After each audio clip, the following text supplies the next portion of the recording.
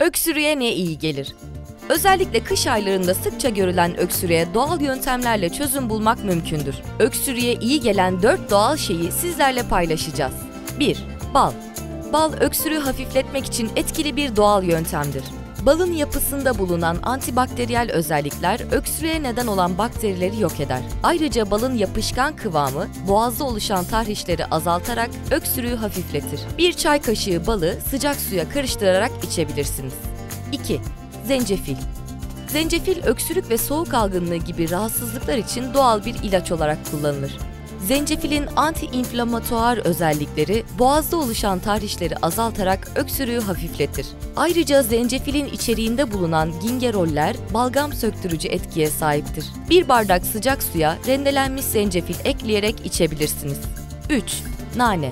Nane, öksürük ve boğaz ağrısı için doğal bir çözüm olarak kullanılır.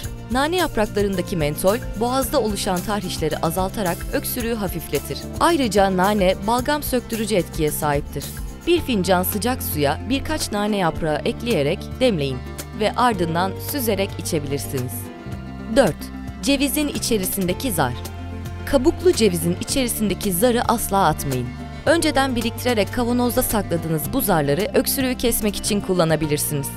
Bir yemek kaşığı zarı bir fincan su ile birlikte kısık ateşte haşlayın. Soğumasını beklemeden sıcak bir şekilde içerek öksürüğünüzü kesebilirsiniz.